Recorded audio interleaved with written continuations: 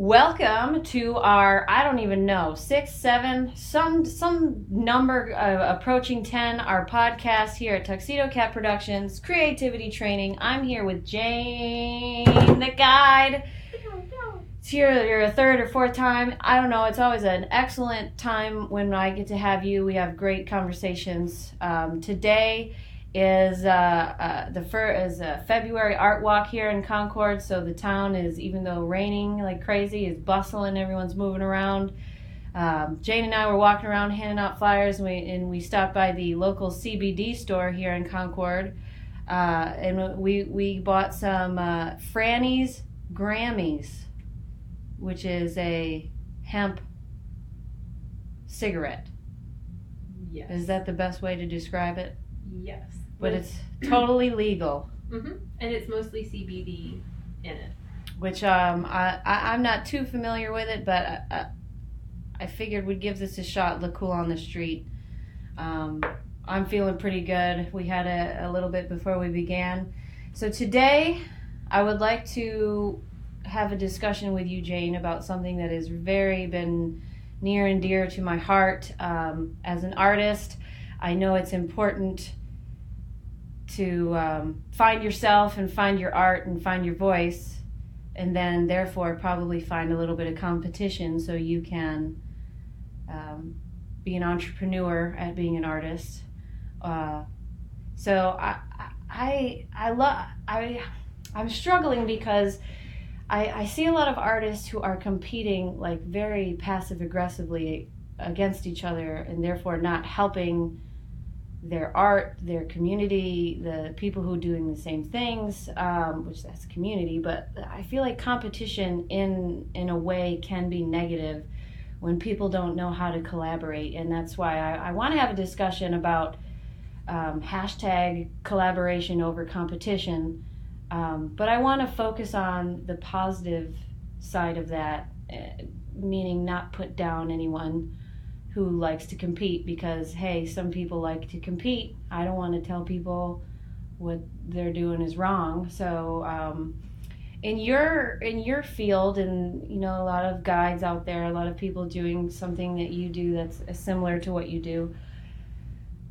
How do you feel about collaboration or competition in just your field? What are your thoughts, just baseline, top surface level? Man, it's so cool because like I know that there are a bajillion like life coaches, spiritual healers, intuitives, and all that stuff.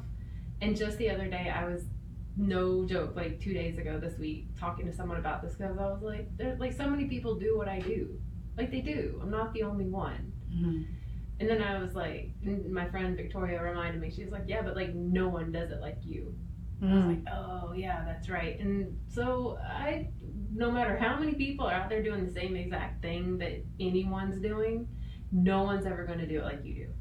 So it's like the human factor, which is the thing, like in my field would be art. Everybody expresses themselves differently. So it could be considered, well, the thing that makes you different is what makes you have not competitive, but have an edge, have something that no one else has. That originality is your personality, and I guess just the human that you are. Right. So I mean, think about it. Okay, so like what, Oprah made it big, right? Like I would say Oprah wins. Okay. You know, like Oprah is a winner. Well, like Sally Jesse Raphael and Phil Donahue, like all these other people had talk shows before she did. Right. And they were all still really cool in their own right, and Jerry Springer got his little deal, and Maury Povich and all that, but like, and they all still had their own interesting like group of followers. Sure. And then you have some that like watch all of them. And I feel like it's like that with anything that we're doing. Like yoga teachers. There are a bajillion yoga teachers out there. And then you find like one that you really love, and then you find like the 4 that you'll go to though. Yes. Okay, so I want to throw in my analogy. I love watching late night comedy, and currently there's a plethora of different shows to watch. We got John Oliver's Last Week Tonight, Stephen Colbert, Seth Meyers. those are the ones I watch the most. Conan, I don't necessarily watch the other ones just because reasons, but I mean, that means they each have their own style of delivery of comedy. They each do it differently. Therefore, they attract different type people. Mm-hmm. I don't really care for, what's that other guy from SNL? Gosh, I feel someone listening right now is like, you're silly for not knowing this person's name. Yeah, I have no idea. In fact, I know so little about it. In fact, that Spectrum called me yesterday to tell me that they're having some special for like internet streaming TV stuff. Mm-hmm. And I was like, they're like, what TV streaming, whatever cable do you use? I'm like, I don't. Well, what kind of TV do you have? I don't have a TV. They must not look at their analytics. No. It was Jimmy Fallon. Yeah, that's what I was gonna say. Jimmy Fallon. Yeah. So we have all these different types of people doing the same thing, which is comedy and political comedy, but late night comedy. That's the genre. That's the artists within that all barking for the audience. Mm-hmm. And the audience has the opinion to choose whichever one they like. And this is what performance is. The good performer, quote unquote good is a relative term, but a performer gets their audience. But then what if you have two performers who are doing exactly the same thing? Let me rephrase that. When does competition turn negative? And I kind of want to throw out the word passive aggressive. In my experience, when you have two artists who do the similar thing and they're kind of competing for the audience,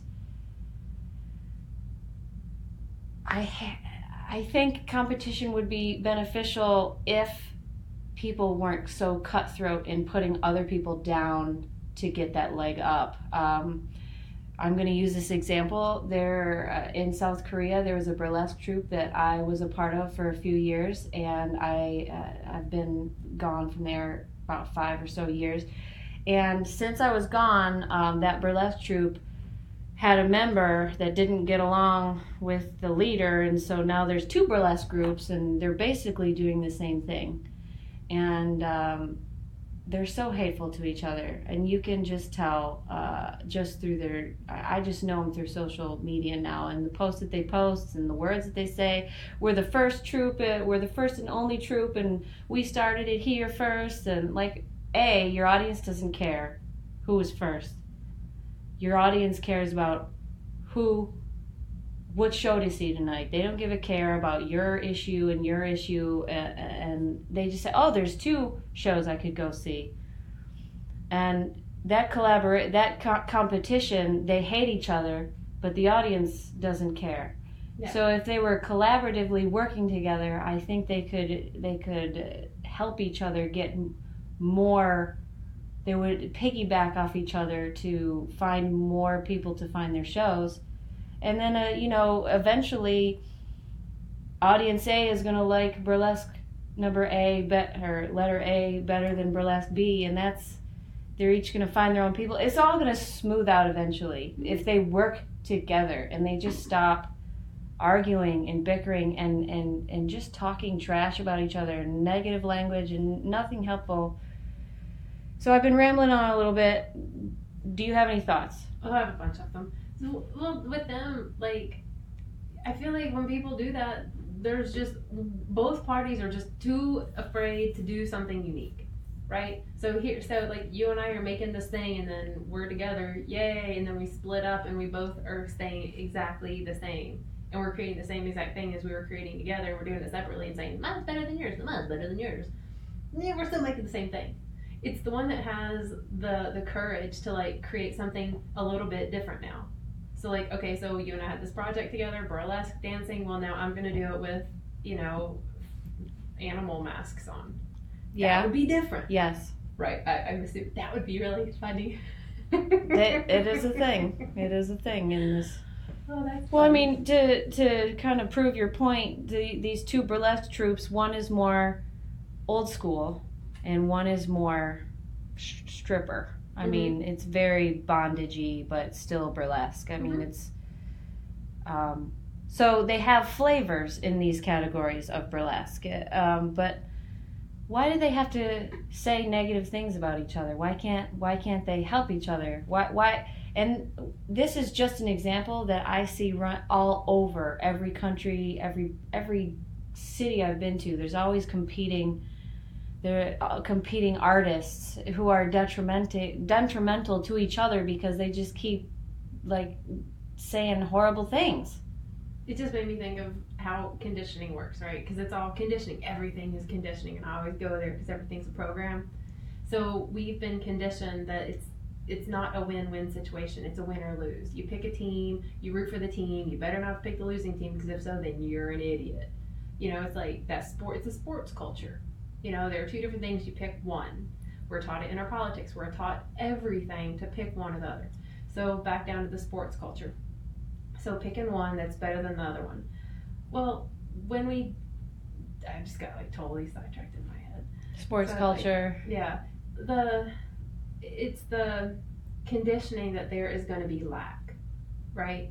Like, no, you have to come to me. No, really, like, you have to come to me. See me for my business. See me for my burlesque show. No, you have to see me. And I'm so freaking out about it and maybe putting someone else down or being passive aggressive about it, because I'm thinking that if you don't come to me, then I won't receive. Like, if you don't come to me, then, like, no one will. So that sounds like the root problem. Yeah. Let's talk about that. How can we battle that? I mean, I want to put a campaign forward just for awareness of collaboration over competition, but I think that's negative because you're putting the competition down. Mm-hmm. How do we get to the root, which the root could be, I need you to come to me, and if you don't come to me, then I fail. And then I'm going to react, which is negative, cutthroat, hateful things, or I'm going to stop, or I'll change. If people aren't coming to me, I'll change. But that's not everyone. I don't think that. Let me go back to the question itself: is what do we do about this root problem?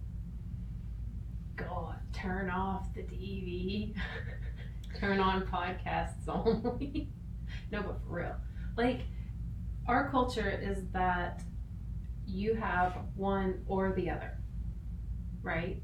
You have one or the other. There's not enough to have it all. Like, that's, in fact, Brandon, we're talking about this. Like, this has been something that kind of has come up for me too this week, was, me feeling, should I do A or B? And should I go left or right? And is this up or down? I want to feel free and light, but I also want to be grounded and secure. And through conditioning and programming is why I thought that. It's why we all think that. We're taught that. And remembering that, nope, that's just bullshit of a program. That we can choose anything we want we can have it all. So, like, I can have this burlesque business and an art business and a healing practice. I can have all three, and you can too. Mm-hmm. And it's not a competition. It's just it's like another flower in the garden. Mm-hmm. Like, a rose isn't like, oh my God, there's another rose over there. Oh, it's like, oh, it's a different rose. Yeah, whatever. So we can all see ourselves as having an equal ability to have all of the things that we want. Mm-hmm. But when it comes to, there's one audience member and they need to go to a show, and there's your show, and then there's your competitor's show. Well, I think that's it right there. You still see it as a competitor. Well, I'm just using it as a description. What I wanted to say after that, like as an instinctual response, would be, if that audience member goes to my competitor, me as a mature individual who is an opportunity-based, trying to be positive person, would have to accept that's that person's choice. It has nothing to do with the fact that I suck or any negative thing. This is that person made a choice. It wasn't me, and that is okay. And I think the more that artists and people who are putting on a show, giving a lot of supply, and there's not as much demand to go around, just the maturity to accept and to know that this isn't the end of the battle, and I don't have to go and sabotage this other person. And I guess, let me be clear, and when I say sabotage, I mean when someone is out and about the town in soiree and mingling and having a great time with other artists, and and then the conversation of you and your art comes up, not you and your personality and the judgment of you as a person, but you and your art and your performance and what you're selling in your business, and they speak poorly of it. I think that has got to stop. I mean,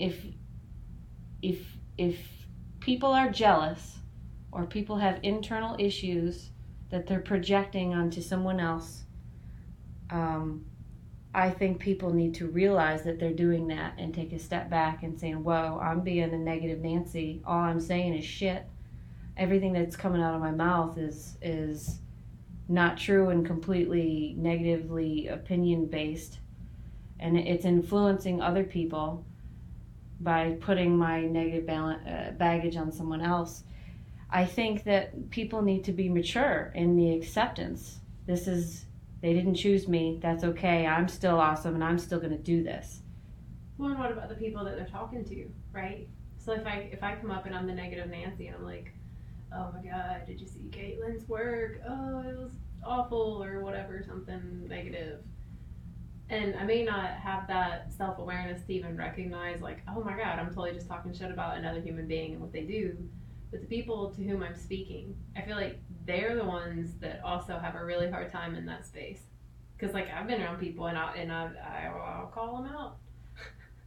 And it's not necessarily... Can you help us do that? Call them out? Well, I mean, a lot of people are afraid to do that kind of thing, but, I mean, do you have any kind of offering for how, or maybe how, like, because you're going to upset someone there's a good chance you will if you say, hey, zip it. Stop speaking like that. Yeah, right. Don't talk like that. Like, and actually mean it, like, authentically. I'm sure you can, like, joke and say, hey, stop being a negative Nancy, and no one will give a shit or care about it. But if you, like, hey, man, like, that artist works really hard, and I think that what you said maybe you need to go think a little bit. What I like to do is point out the unique awesomeness that the other person is. So that's perfect. So we'll say that, it was you, right? Someone's talking smack about what you create. Like I would say, but I love the fact that what she's doing, though no one else is doing it. The pieces of art that she's creating, I've never even seen the way she does it before. I've seen other stuff like it, but I've never seen it just the way she does it. And I'm really glad that she's the only one doing it. Just like I'm really glad that you're the only one who does it the way you do whatever you do, unique to yourself. So I'm really excited that we all have these capacities to create something so unique that no one else can create, so that even people can even say that they don't even like it and it's still good. Like I would call it out like that. Like it's unique and it's perfect, and if you have the opinion that what some other human being creates is something that's bad or you don't like it, that's cool. But it's unique and different, just like everything that you create. I like that. So I want to reiterate that. So you're saying that when the negative Nancy comes up and starts talking smack where it's not needed, instead of calling it out, which I think would cause an issue straight away, you don't acknowledge the negative, but you supply a different perspective of positive things to look at instead of focusing on these negative things. And essentially, like, that's baggage that you don't have to pick up. That's that person bringing their negative habits, and I mean, it's not up to you to change them, but I think it is up to the community as a whole to what you accept and let slide. I mean, there's all these opportunities to create change, even if it's just a simple, not a simple statement, a simple recognition, is just a simple, hey, actually, I think she does great things because of all these positive things I'm going to say. I think that is one small step in helping these artistic communities stay collaborative and community based, because the more that everyone works together, I think the farther along we can move as a community, as a human race, as a society in general. Well, I think too, when someone says that they don't like, say they don't like that restaurant, so they don't, someone says, oh, I don't like that restaurant, and not saying, well, you're wrong, yeah, you do like it. No, of course not. But being able to say, that's interesting that you haven't had a good experience there, because every time I've had an experience there, it's been fantastic. I love the balance of the world. Neutralize the situation, then you can change the topic.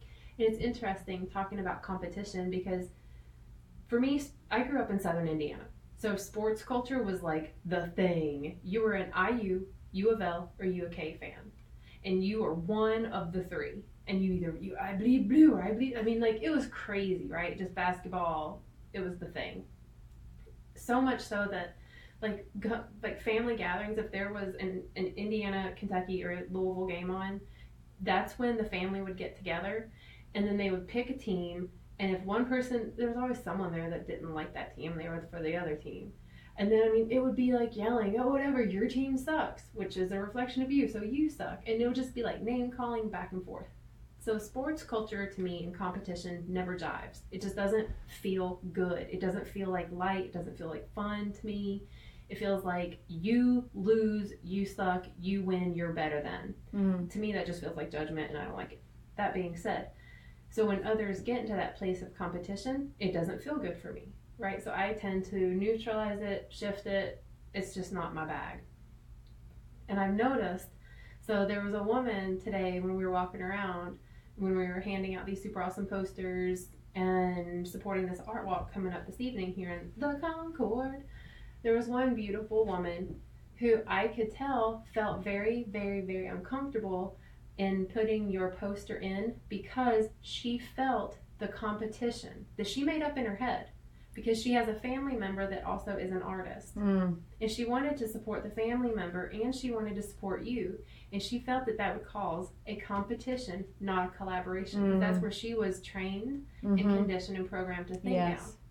So in that space of she was obviously uncomfortable. It's can we put this poster up? She was like, oh God, yeah, no, yeah, sure. She was really uncomfortable. She couldn't even stand in a truth because of the discomfort she felt. I could feel it. Yeah, and it was so gracious of you to say, it's okay. It's okay. Yeah. No big deal. We'll, put it up another time. It's fine.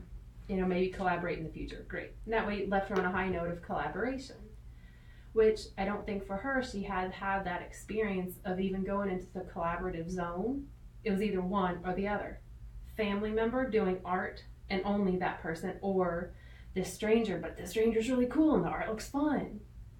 So I think being able to even honor those who are uncomfortable in competition or in competitive conversations, or even in collaborative conversations where they view it as competitive, being able to still be kind and not fight them, I think is a huge gift. But also, competition just isn't, it's so old paradigm. It's so many nows ago. It's who does that? It does feel a little it's heavy density. It's ugh. I do feel, I want to say the word archaic, even though I don't.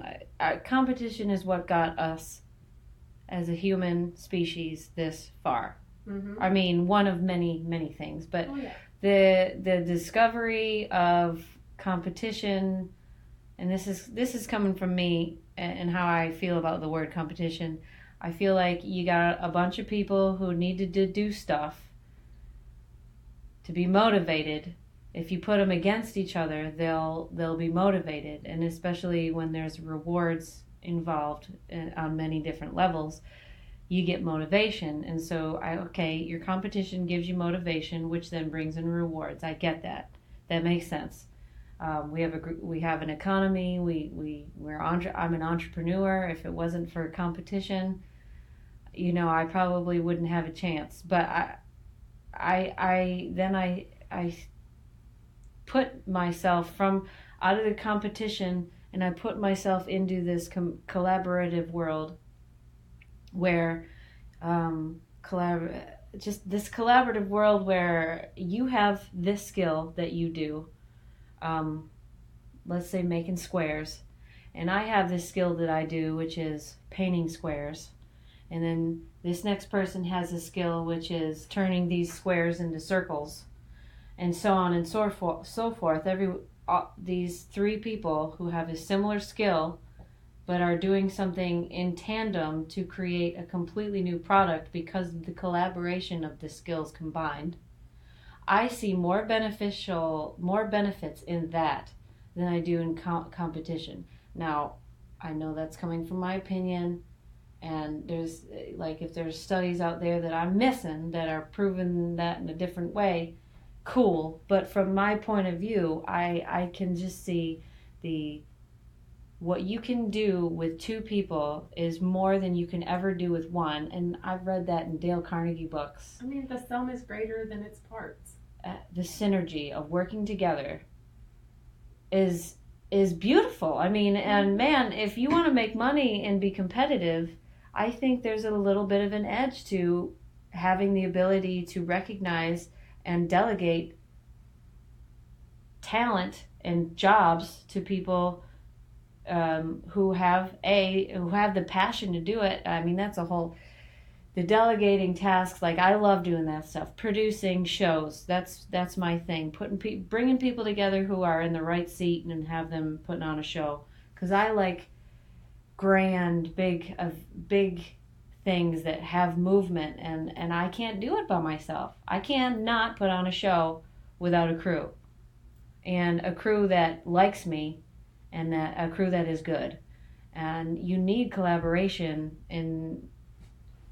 to create something that is just ridiculously more than it could be. Well, yeah, you said that you are stepping into this new collaborative world, and I think that you are a conscious creator of that world. Like, we all have been brought up in a world that has been predominantly competitive, right? It's the patriarchal paradigm. It's the I win, you lose. That's what that all is. And so, like, all of those paradigms and aspects of human behavior are crumbling and shifting and moving away. That's like that third dimension reality. And we're in this like fourth dimension transitional time and space now, where not only is that paradigm and structure system of belief falling apart, but we are actually creating a new. So like there aren't that many, especially in the United States and the North Americas, there aren't that many like collaborative communities. I mean, unless they're like these off the grid hippie ones that people talk about. But like in like they're judged that way. Yeah. But like here's the thing. We're all like middle of the road normal humans that want to have a normal daily job, do the thing, have a purpose, and work together in community and collaborate and not feel like I have to have a billion masks on, but I can just wear the Jane mask doing what I do and what I do best. Mm-hmm. And then trusting that I can only do my best and I can be all of that, and then send people to you for your specialty and to someone else for theirs, and work in that collaboration, because then everyone's going to have the feeling of support, of trust, of love, of community, of oneness. And that's literally what we are creating. So it feels really friggin' new for like, I don't know, everybody. I mean, like, for real. I mean, we've had like people in politics, and we elect community leader people. Like, I don't even know what they're called at this point, because I don't even know if they actually lead communities, if that's even a position anymore. You know? I know there is when it comes to politics in this regard, I'm new. Yeah. But I know that they, at least in Concord, there is an endeavor, like a bunch of people. I'm not sure if they're appointed or elected, but there are people whose goal is to bring more business into Concord, and how better to do that than to collaborate with all of the business owners, because we all have the same goal of attracting people. So okay, so what if you don't actually have a business, right? So like say I move into Concord and I want to click into a community, but I don't have a business. So then how would I even do that? Well, that's is one of my endeavors is to create that creativity training. So it's the creativity training center, but it's a with the goal of creating a community of creatives who can have a directory of different creative skills. Mm-hmm. Like, hey, you like painting? See these people. Mm-hmm. Hey, you like leather burning? See these people. A directory of creativity so people can look and see where they need to go to connect. But I think too, it's like taking the remembering that we're all freaking creative takes out competition too. Like, whatever I do is going to be unique to me. I'm creative the only way Jane can be, just like you and everybody else. And it's like, it's because so many people, like today, passing out these flyers. You know, some people are like, oh, I don't paint. And then it's like, no, like, it's more than painting. It's all these different colors, and they're layered in a cup, and you can pour it out, and it makes magic, and then you move the canvas, and it's like chemistry. And then they got excited, mm-hmm. right? Like, because... Well, you said, I think that people who aren't, I feel like if people are negative and they're in this negative space and the only thoughts that they have and are negatively induced, no one is going to be excited. I can't finish my thought because I lost my train of thought. Well, it's almost like, you know, if you go in somewhere and they're very competitive and you walk in, and you in general, you know, you walk into someone's business and you're like, hey, I just opened a business down the street, right? If they're in the competitive space of I'm not good enough, if someone comes in and they win, I lose. So automatically you come in saying, hey, I have a business. And now it's like their defenses come up, their fear energy centers are totally engaged, and they're like, oh my God, this girl is going to take all my business. I sell sandwiches, she teaches creativity. And yet somehow in their head, right? Yeah. So then what you get to do, which you have been doing, but like, so then what you would do, and you in general as well, would be able to go into these places and like share how excited you are to offer what you offer, to meet these people, and you would love to have them come in and experience what you do, and you would love to send your clients down here to their sandwich shop afterward, and ooh, you know, can we get some coupons so I can send the people down there and try to find a way to collaborate like that, and just go ahead and start connecting them with that space of like, yep, I'm equal to you, and I'm here for you and for myself. Mm-hmm. I think soothes any body that would come in to any situation when they're feeling that when they're still in the competitive reality.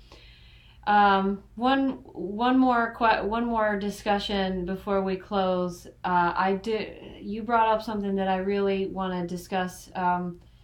Collaboration is sometimes viewed as a negative. It's got you hippies commune. And you dirty hippies and your commune and everybody's boning everybody and and all these negative opinions that I don't know anything about, but I'm going to say it just because that's the way my mind works. And I've heard a lot of negative things when talking about collaborative consumption, which is, you know, I buy a pair of scissors and 3 people use it instead of having 3 pair of scissors. Uber, by the way, is a collaborative consumption. FYI, everyone. But why is collaboration always made, or not always, but in some corners made fun of and seen as weak? And so you got to compete. There's got to be a winner and there's got to be a loser. Not everybody wins. You're going to have those, I'm going to dare say, conservative type folks who are going to feel that way. And I look at it and I say, I see how competition is good, but I see how collaboration is way better. And why are we making fun of it when it is way better? Well, yeah, one, they don't know, right? So again, it all goes back to programming, our neural programming, which has been what we look at on TV and movies and news. Our influence, how we're influenced as human beings and our stimuli. Yes. So everything that we have been taught, it's been very packaged, produced. It's been, you know, you go to the fancy grocery store, you know, like you go to the Whole Foods, and it's only when you go on vacation that you go to these small podunk towns that you go to the farmer's market. Mm-hmm. You know, you go into, you know, a big city and you go to their markets. Well, when you go to their markets in the big city, it's going to be the different international groups, Mm-hmm. right? There's not like there might be like one quote American farmers market, but you know, if you go to New York, you're going to have like the Italian part of town, the Asian part of town. You're going to have all these aspects of town, and they're going to have their own little markets. So think about that. Go into what the way we've been conditioned and what we've been taught, and then all the like the military, right? So they go. Sounds like such a tangent, but it's really connecting. Okay. You know, they go into these places and they've been taught to like attack and kill these groups of people, right? Mm-hmm. These groups of people live in community. You know, I mean, the first people that got anything taken away, killed, you know, raped, pillaged, whatever, were the Native Americans. Like in our, you know, for the people here in the where we are geographically, Mm-hmm. and that's how they lived, right? So community based. Yeah. So all of a sudden, community based now it's obviously it's not safe. You know, you proved your power when you took it over. So now that there's this like there's this perception of it that it's like the strong aren't already living in that tribal community space. Those are the losers because they're the ones that got hurt, got killed, got their land taken away. They got their homes stolen. It's not safe, and that's just part of, you know, a history that's just not a now reality. Yeah. And it's no longer a part of what we have to even feed into. We don't even have to feed into that programming anymore. We just get to the people that are afraid of it. Be like, that's totally cool. Like, you don't have to go. Like, you can go shop at Walmart every day for the rest of your life and use all your plastic bags. That's fine, because more people are hearing the human nature of living in community, whether we live like literally dorm style in a community, or no, I'm going to have my own house, Mm-hmm. and I'm still going to be actively participating in a community. That is our human nature, is to be around other people and to be supporting and to be supportive. Like, it's our nature to. And we're all going back to that nature, attuning more to the earth, you know, being aware of our resources, you know, and living resourcefully, responsibly, having altruism actually as a part of our daily life, being in service. And you can't do all that alone, and you can't do it without a community, because you don't even know who to serve, because we've been taught just to serve yourself. And that's, again, part of the paradigm of that old, heavier density, third dimension bullshit that we're just leaving behind and creating new.